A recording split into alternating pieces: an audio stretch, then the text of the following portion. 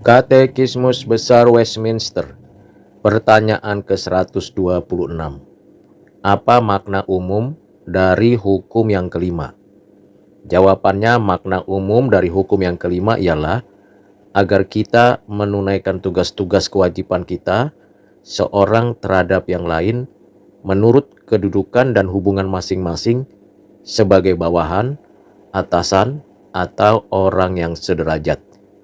Jawaban tersebut dapat dibaca pada surat Efesus pasal 5 ayat 21, 1 Petrus 2 ayat 17, Roma 12 ayat 10. Dari tanya jawab ini, kita mendapatkan pengajaran yang dapat kita terapkan pada konteks kekinian kita.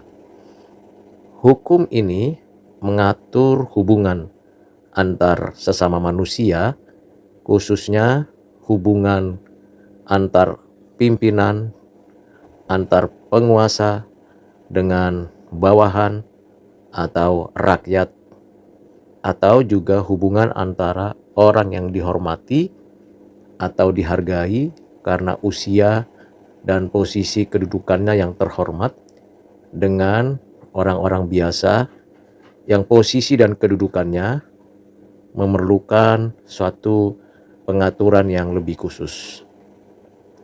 Dari tanya jawab ini juga kita dapat menerapkan bagaimana kita menghargai pimpinan, bahkan orang-orang yang kita hormati itu dengan cara masing-masing kita mengerjakan tugas tanggung jawab kita dengan sungguh-sungguh, profesional, dan bernilai. Kita melakukannya bukan karena ada tekanan atau ada pemaksaan atau karena ada ancaman karena posisi atau status yang ada di bawah. Kita juga melakukan tanggung jawab yang kita perlu kerjakan sebagai tugas-tugas yang seharusnya kita kerjakan bukan karena otoritas, kekuasaan, kekuatan yang kita miliki sebagai atasan. Dengan demikian, ada suatu prinsip dasar dari hubungan antara bawahan dan atasan, rakyat dengan pemerintah, orang yang dipimpin dan pemimpin, yaitu prinsip pertama, kerjakanlah tugas dan kewajiban masing-masing sesuai dengan pengaturan dan berlandaskan pada kasih dan kebenaran, sehingga tidak ada satu orang pun yang mengerjakan dengan rasa tertekan dan tidak ada seorang pun yang mengerjakan tugas kewajibannya yang merasa diri paling berotoritas dan berkuasa penuh.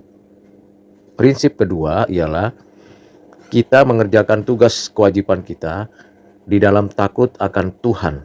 Artinya, apapun yang kita kerjakan, kita lakukan seperti untuk Tuhan, bukan untuk kepentingan atasan atau keperluan bawahan, tetapi semuanya dilakukan dengan takut akan Tuhan. Tuhanlah yang dimuliakan dan diagungkan melalui pemenuhan tugas kewajiban kita. Prinsip yang ketiga ialah kita saling menghargai sebagai sesama manusia yang sementara waktu pada posisi di atas sebagai pemimpin atau orang yang berkuasa, dan sementara waktu sebagai bawahan, orang yang dipimpin, dan orang-orang biasa di bawah. Dengan pengertian itu, kita tidak boleh angku dan minder, tidak boleh merasa hebat dan merendahkan diri seperti tidak berguna. Namun, kita harus tahu bahwa setiap tugas kewajiban kita yang kita lakukan memiliki nilai yang sama di mata Tuhan, bahwa semuanya harus dipertanggungjawabkan. Entah kita sebagai bawahan, entah kita sebagai atasan, bawahan mempertanggungjawabkan di hadapan Tuhan apa tugas kewajibannya, demikian juga atasan memimpin dengan benar, penuh cinta kasih dan teladan yang baik. Kiranya Tuhan menolong kita memahami tentang makna dari hukum yang kelima ini yang secara umum dapat kita terapkan dalam konteks saat ini, dalam zaman saat ini, maupun juga di hari-hari dan waktu-waktu yang akan datang. Tuhan menolong dan menyertai kita. Amin.